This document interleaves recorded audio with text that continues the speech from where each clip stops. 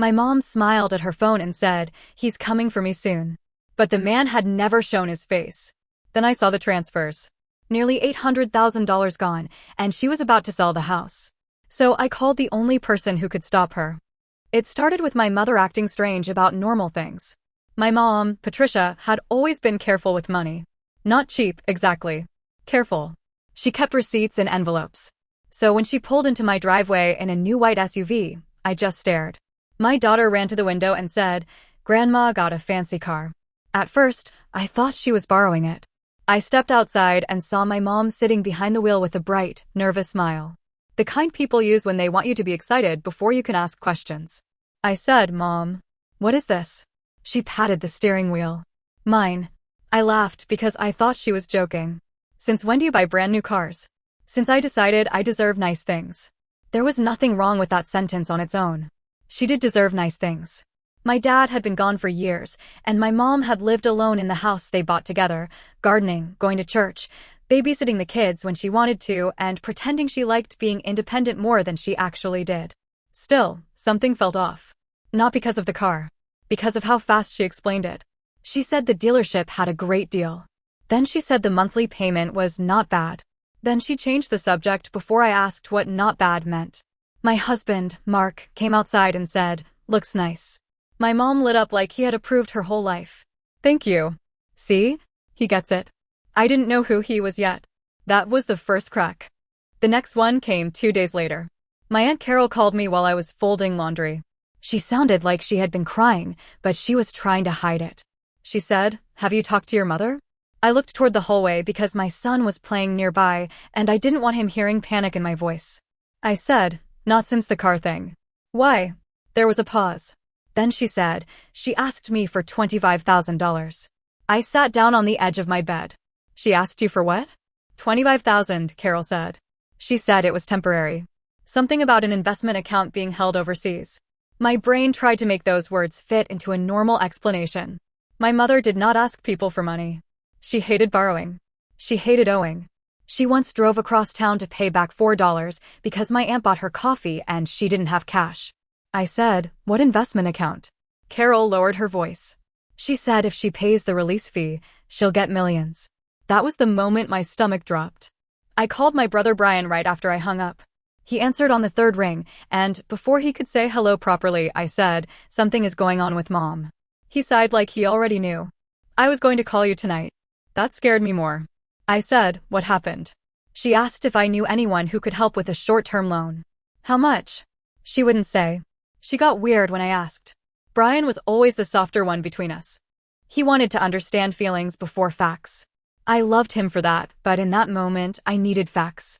I said, "Carol said she asked for $25,000. Brian went quiet. Then he said, "We need to go over there." We went that night. I did not tell my mom we were coming together because I knew she would prepare a speech, or worse, not open the door. When we got there, the new SUV was in the driveway, shining under the porch light like a warning. My mom opened the door with her phone in her hand. She looked at Brian, then at me, and her face tightened. "What is this?" I said, "We need to talk." She stepped back just enough to let us in, but the warmth was gone. She didn't offer coffee. She didn't ask about the kids. She carried her phone like it was fragile. Brian started gently. "Mom, Aunt Carol said you asked her for money." My mom's mouth hardened. "That was private." I said, "You asked her for $25,000. I told her I would pay her back." "With what?" Her eyes flashed. "You don't need to speak to me like I'm stupid." I took a breath because I could feel the conversation slipping out of my hands. "I'm not saying you're stupid. I'm asking what the money is for." She looked down at her phone. For half a second, her face softened. Then she said, "It's complicated." Brian sat at the kitchen table. "Then explain it." My mom stayed standing. She told us his name was Raymond. She said he was an engineer working overseas. He was widowed. He had a daughter. He and my mom had been talking for months, mostly through messages and late-night calls. He understood her. He made her feel seen. He was planning to come home soon, but his money was stuck because of a business problem. Every sentence made the room feel smaller. I asked, "Have you video called him?" "My phone camera doesn't always work with his connection." "That's not what I asked." She glared at me. Brian said, "Have you seen his face live?" "Not a photo. Not a recording. Live." My mom crossed her arms. No, but that doesn't mean anything. You two are making this ugly. I said, have you met him? He's overseas. Have you sent him money? Her face changed. That was the answer. Brian saw it too. His shoulders dropped. I said, how much? My mom's voice came out low. You can leave now. Mom. I said leave. Brian tried again. We're worried about you. No, she snapped. You're embarrassed. There's a difference. She started crying, but not guilty tears. Angry ones. She said, you cannot stand that someone loves me. You both liked me better when I was sad and useful.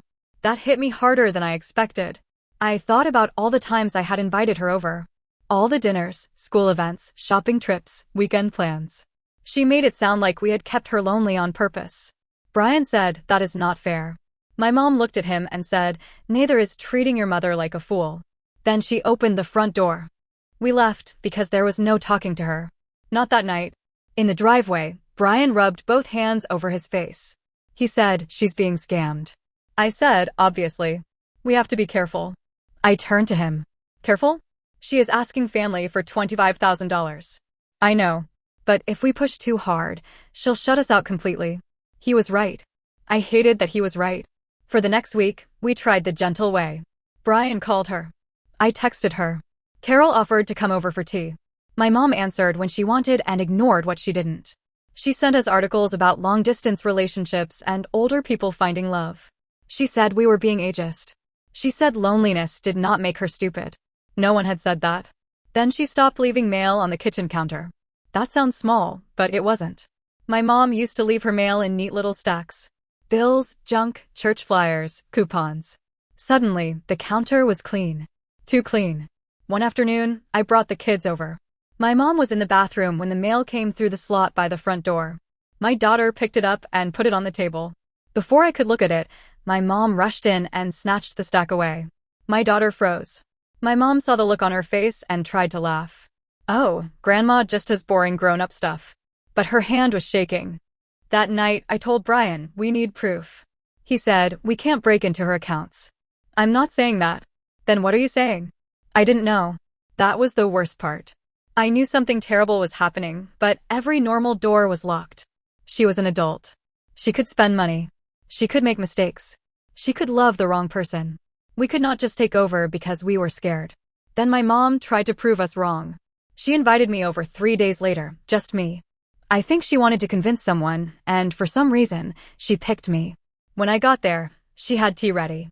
Her phone sat beside her cup, face down. She said, I want to show you something so you stop worrying. I sat across from her. She opened a folder on her laptop and showed me screenshots of messages from Raymond. They were exactly what you'd expect. Too sweet. Too formal. Full of phrases my mom would have laughed at if someone showed them to her years ago. My queen. My future wife. My heart is safe with you. He wrote like a greeting card mixed with a bank error. But my mom read the messages like they were proof. She said, does that sound fake to you? I wanted to say yes. Instead, I said, it sounds intense. She smiled like she had won. Then she opened another folder and said, he has documents too. That was where I saw the first transfer receipt. I don't think she meant to show it to me. She clicked too fast, and it opened full screen. A wire transfer. Thousands of dollars. My eyes caught the number before she closed it. I said, what was that? What was what? The transfer. She shut the laptop. It's none of your business. You said you wanted me to stop worrying. I changed my mind. I stood up too fast. The chair scraped the floor. Mom, how many transfers are there? She picked up her phone. I'm calling Brian. I said, call him. She didn't. She called Raymond. I could tell by the way her voice changed. Soft. Defensive. Almost girlish. She walked into the hallway and whispered she saw something. I stood in my mother's kitchen and realized there was a stranger in the room with us, even though he was only inside her phone. He was in her bank account, in her house, in her head. That night, Brian and I drove back together. He said, we need to slow down. I said no. We slowed down and she sent more. The first real number came from my mom herself. It happened during another argument.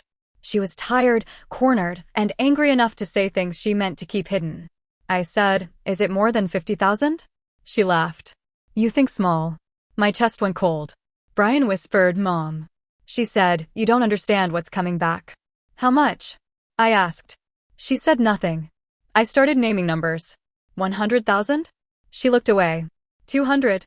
She pressed her lips together. 300. Brian stood up. "Heather." I said no. She needs to answer. My mom slammed her hand on the table. "You are not my husband. You are not my parent. You don't get to interrogate me." I said, "Then stop acting like a teenager sneaking money to a boyfriend." The second it came out, I regretted it. Her face changed. She went quiet. Then she said, "Get out of my house." That time, she did not yell. The next week, the pieces started falling. Carol called and said my mom had asked her again, this time with more pressure. Brian found out she had tried to get a personal loan and used him as a reference without telling him. I found a credit card notice in her trash when I stopped by to drop off groceries. I am not proud of looking, but I did. It was maxed. Then my mom's friend Beverly called me. She sounded embarrassed. She said, "I don't want to get involved, but your mother asked if I could lend her money." I closed my eyes. "How much?" 10,000. "What did she say it was for?" Beverly hesitated.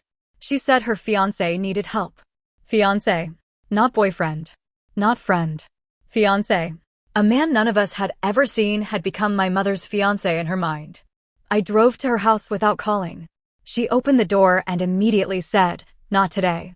I said, "You told Beverly he was your fiancé?" Her eyes widened. "She had no right to call you. You had no right asking her for $10,000. I would pay her back." "With what?" She looked past me, toward the new SUV in the driveway, then back at me. That was when I knew there was more debt than money left. I said, "Show me the statements." "No." "Then I'm calling Brian, and we're calling someone who knows what to do." She stepped closer. "If you interfere with this, I will never forgive you." I believed her. That was what made the next thing so hard. This was not a stranger threatening me. This was my mother. The same woman who sat next to me during my first pregnancy scan. The same woman who brought soup when my kids were sick. The same woman who cried quietly in the garage after my dad's funeral because she didn't want us to hear. Now she was looking at me like I was the danger. I said, "I would rather have you hate me in your house than forgive me from a shelter." She slapped me. Not hard enough to injure me. Hard enough to end something. We both froze. Her hand flew to her mouth. I touched my cheek. She started crying. I walked to my car and called Brian from the driveway. I said, "We're done being careful." The next day, Brian and I went with Carol to my mom's house. We told her exactly why we were there. We said she needed to sit with us and look at the accounts. If she refused, we would speak to an attorney. She said, "You're bluffing." I said, "I wish I was." Maybe she thought showing us would prove the money was coming back. Maybe Raymond told her to act confident. Maybe she was exhausted from hiding. Whatever the reason, she opened the first account. Then another. Then another. Some accounts were locked. Some transfers were hidden behind apps and crypto purchases and credit cards. But enough was there. Savings drained. Retirement withdrawals. A home equity loan. Personal loans. Credit cards. Cash advances. Gift cards. Wire transfers. Payments to names none of us recognized. Some amounts were small. Others were massive. The total we could prove that day was not $800,000 yet. It was enough to make Brian sit down and stop talking. Carol cried silently. My mom watched us like we were betraying her by reacting. I said, "Mom, this is real money." She said, "It's temporary." Brian said, "This is your house. He is fixing it." "No," I said. "He is taking it." Her face twisted. "You don't know him. Neither do you." That was the cruelest truth in the room. She closed the laptop and said, "I'm selling the house." No one moved. Carol said, "Patricia." My mom lifted her chin. "I already talked to someone. If I sell quickly, I can release the final transfer. Then all of you will be sorry." Brian said, "You cannot be serious." "I am very serious." I stared at her. "You're going to sell the house Dad bought with you to send money to a man you have never met?" She flinched when I mentioned my dad. Then she said, "Your father is dead." The room went silent. My mom looked surprised by her own words, but she did not take them back. Something inside me went still. That was the moment I stopped trying to win the argument. I walked outside, sat in my car, and searched for elder law attorneys with shaking hands. I called the first office that seemed like they handled this kind of thing. A man named Alan answered. I told him my mother was sending money to a romance scammer, had taken loans against her house, and planned to sell it. He asked, Does she understand the financial consequences? I looked through the windshield at my mom's front window. I said, she understands what he tells her to understand. Alan was quiet for a second. Then he said, bring whatever records you have. I hung up and sat there until Brian came outside. He leaned against the passenger door and said, are we really doing this? I said, she's about to lose the house. He nodded, but he looked sick. So did I. Calling an attorney did not feel like saving my mother. It felt like crossing a line I could never uncross. The first thing Alan told me was that being wrong with money did not make my mom helpless. I needed to hear that, even though I hated it. He said adults are allowed to make bad decisions. They are allowed to be lonely. They are allowed to trust the wrong person. They are even allowed to waste their own money if they understand what they are doing. But, he said, tapping the stack of papers Brian and I brought in, this is not just bad judgment. This looks like manipulation and serious financial vulnerability. I wanted that to make me feel better. It didn't. Because the law had careful words for what was happening. My mother had different words. Love. Trust. Future. Betrayal. She used the last one for me. Once she found out I had called Alan, everything got uglier. She stopped answering my calls unless she wanted to yell. She told Brian I was trying to steal her house. She told Carol I wanted her declared incompetent so I could control the family. She told anyone who would listen that I had always resented her and was using this as an excuse to punish her. Most people knew better. Some did not. My cousin Jennifer sent me a message that I read 3 times, hoping it would become less awful. It didn't. She wrote, your mom is lonely, not crazy. Taking legal action against her is disgusting. You're going to regret humiliating her like this. I stared at the message while sitting at my kitchen table after the kids went to bed.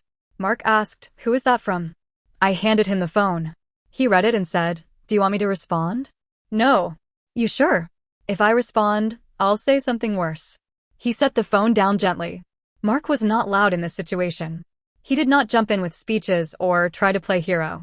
He made coffee, kept the kids occupied, and sat beside me when I couldn't sleep. That helped more than he knew. The next few weeks were paperwork and humiliation. There were forms, appointments, statements, screenshots, printed emails, loan notices, and half-deleted messages from Raymond. Nothing was clean. Nothing was simple. My mom had moved money through so many places that every time I thought we had found the worst of it, another account appeared. The number kept climbing. At first, it was a few $100,000. Then over $500. Then close to $800,000 in money lost, loans created, credit used, and equity put at risk. Some people hear that number and think, how could anyone fall for that? That is the easy question. The harder question is, how lonely does someone have to be before obvious lies start sounding like rescue? My mom was not stupid. That was the part that scared me most. She was careful. She warned everyone else about scams. She once told me, anyone who rushes you with money is lying. Raymond rushed her with love first. The money came after. He did not ask for everything at once. He started with emergencies. A frozen account. A sick employee. A customs fee. A delayed contract. A daughter who needed help. Then it became bigger. Legal holds. International banking issues. Crypto transfers. Fees to release previous fees. Every payment was supposed to be the last one. Every delay was someone else's fault. Every doubt was proof that my mom's family did not want her happy. He didn't just take her money. He taught her to defend him from us. Alan helped us file for limited financial control. Not control over her life. Not control over where she went, who she talked to, or whether she could date. Just enough oversight to stop new loans, freeze certain accounts, and prevent the house from being sold without review. Even that made me feel sick. Then the house listing happened. She had not signed a final sale contract yet, but she had spoken to someone about selling fast. She had taken photos. She had started clearing closets. She had told Raymond she was close. I found that out from Carol, who called after my mom asked if she wanted any old holiday decorations before she started over. I drove to my mom's house after work and saw boxes in the living room. Not many. Just enough. A few framed photos were lying on the coffee table. My dad holding me as a baby. Brian in a baseball uniform. My mom and dad standing in front of the house when they first bought it. They looked young and proud. My mom walked in from the hallway and said, "Don't start." I picked up the photo of her and my dad. "Does this mean nothing to you?" She looked at it, then away. "It means I had a life before. I'm allowed to have one after." "With someone who won't show his face?" Her jaw tightened. He has reasons. I laughed once, but it came out broken. His camera is broken, his bank is frozen, his daughter is sick, his contract is delayed, his lawyer needs money, and somehow you're the only person in the world who can fix it. My mom's eyes filled with tears. You make it sound ugly. It is ugly. No, she said. You are making it ugly because you cannot stand that I am not waiting around to die alone. That shut me up. Not because she was right about Raymond. Because she was telling the truth about one thing. She was lonely. I had known it in a general way. My dad was gone. Her children had their own homes. Her grandkids loved her, but they were kids. Her friends had their own lives. But hearing her say it like an accusation was different. I said, softer, Mom, I don't want you alone. She looked at me with so much anger it almost didn't look like her. You want me safe? That's not the same thing. Maybe that was true. I did want her safe. At that point, safe mattered more than happy because her version of happy was bleeding her dry. The next disaster was the bracelet. My dad had given my mom a small gold bracelet on their 20th anniversary. It was not flashy. It was not worth enough to save a house. But it meant something. She wore it to every family birthday, every graduation, every Christmas dinner. Carol called me one afternoon and said, I think your mom is trying to sell George's bracelet. My hand tightened around the phone. How do you know? She asked if I remembered where he bought it. She said she wanted to know what it was worth. I left work early. When I got to my mom's house, she was in the kitchen with the bracelet on the table. Her phone was beside it. Raymond's message thread was open. I saw one line before she grabbed the phone. My love, this is the final sacrifice before our life begins. I almost threw up. I said, you are not selling Dad's bracelet. Her face hardened. It belongs to me. I know it belongs to you. Then you don't get to tell me what to do with it. I pointed at the phone. He called Dad's bracelet a sacrifice. Her hand closed around the bracelet. You read my messages? It was open. You had no right. You're right, I said. I had no right. And he has no right to ask for that. She stood up so fast the chair hit the wall. He did not ask. I offered. That was when I finally cried in front of her. I said, Mom, please. If you give him that, what is left? She looked at me like my grief annoyed her. Then she said, he is more real to me than you are right now. I don't remember what I said after that. Maybe nothing. I walked out, got in my car, and sat there with both hands on the steering wheel. For a few minutes, I could not drive. My mother was 10 feet away from me, and somehow I missed her like she was already gone. The emergency hearing happened not long after. I won't pretend it was cinematic. No one pounded a table. No one confessed.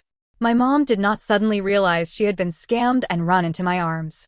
It was mostly paperwork, careful questions, and my mother refusing to look at me. Alan did not exaggerate. He did not make her sound crazy. He showed the records. The repeated transfers. The loans, the credit cards, the attempted house sale, and the messages where Raymond pushed her to get money from relatives. Brian spoke too. That surprised me. He had been so worried about going too far that part of me feared he might soften everything. But he told the truth. He said our mother was loving and intelligent, but she was being manipulated and could not separate Raymond's promises from financial reality. My mom stared at the floor the whole time. When it was her turn, she said I had always been controlling. She said I wanted her house. She said Brian was letting me bully him. She said Raymond was coming soon, and when he did, everyone would understand. The court granted limited financial protection. Temporary at first. Narrow. Specific.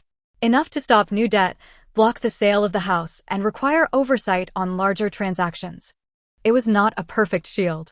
But it was something. My mom did not speak to me afterward. She walked past me outside like I was a stranger. Brian tried to touch her arm. She pulled away. Carol cried in the parking lot.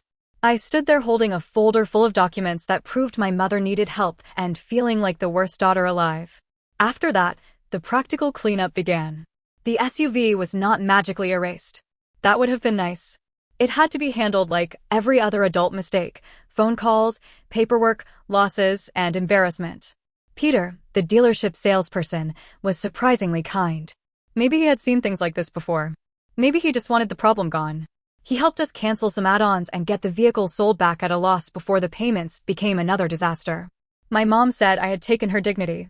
I did not tell her that her dignity had been sitting in a dealership office while I explained, carefully, that my mother had been financially exploited by a man online. The house was saved, but barely. Not in a dramatic way where someone grabbed papers from a closing table at the last second. Real life is uglier and slower. The listing process stopped. The loan situation was reviewed. Some accounts were frozen. Credit reports were locked. Payment plans were made. Then Raymond disappeared. For 3 weeks, nothing. No messages. No promises. No emergency. My mom pretended she was relieved. She said, maybe he's busy. Then, maybe something happened. Then, maybe you blocked him somehow. I hadn't. He came back exactly when I expected him to. New number. New crisis. Same voice. This time, my mom couldn't send money. That did not free her. It humiliated her.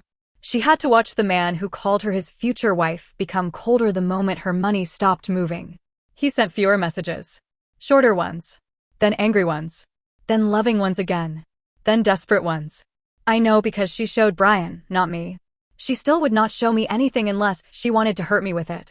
One Sunday, she came over for my daughter's birthday. I was shocked she came at all.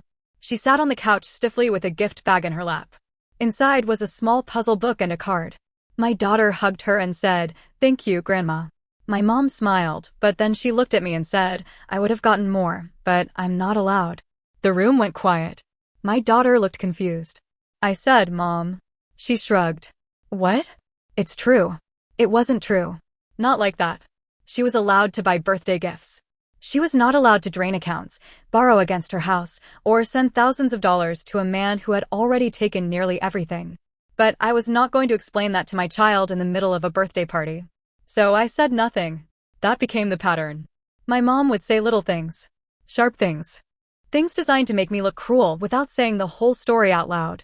At family dinners, she said she missed being trusted. At church, she told people her daughter had taken over. To Carol, she said I had always wanted to be the mother. To Brian, she said he was weak for letting me lead. To me, she said very little. And still, I paid some of her bills quietly when the payment plans got messy. I made sure the house insurance was current. I checked in with Alan. I helped Brian organize the mess Raymond left behind. Not because I felt noble. Because someone had to. There is a strange grief in protecting someone who hates you for it. People talk about cutting toxic parents off like it is clean. Maybe sometimes it is. This was not clean. My mom was not evil. She was wounded, stubborn, proud, and manipulated. She had also lied, borrowed, insulted, and nearly destroyed her own future. Both things were true. That is the part people online do not always like. They want one villain. In my story, the obvious villain is Raymond. The man with no face. The man who took money from a lonely woman and called it love. But if you ask my mom, I am the villain. If you ask Jennifer, I went too far.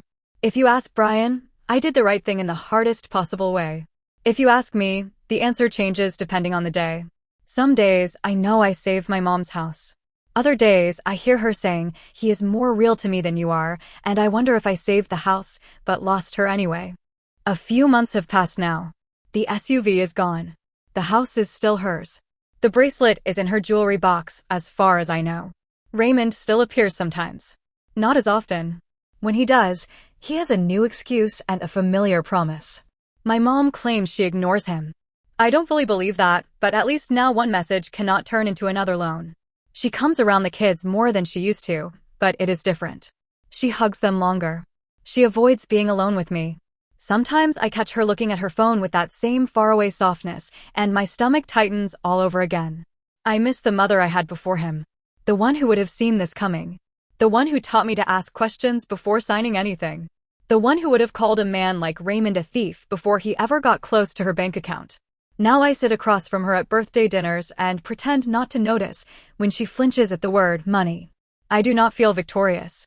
There was no perfect ending where she thanked me and admitted I was right. No apology. No clean forgiveness. No moment where the family came together and understood everything. The calm victory is smaller than that. The lights are still on in her house. Her medicine is paid for. Her mailbox no longer hides new loan notices every week. A stranger did not get the roof over her head. That has to be enough for now. But sometimes I think about the cost. Not the money. The other cost. My mother looks at me like I stole her last love. I look at her and see a woman who almost gave everything away to a voice on a phone. Maybe we are both grieving different versions of the same person. So I need to ask, because my family is still divided and I still don't know how to feel about it. Was I wrong for taking legal control of part of my mother's finances after she lost nearly $800,000 to a man none of us had ever met, even if it means she may never fully forgive me?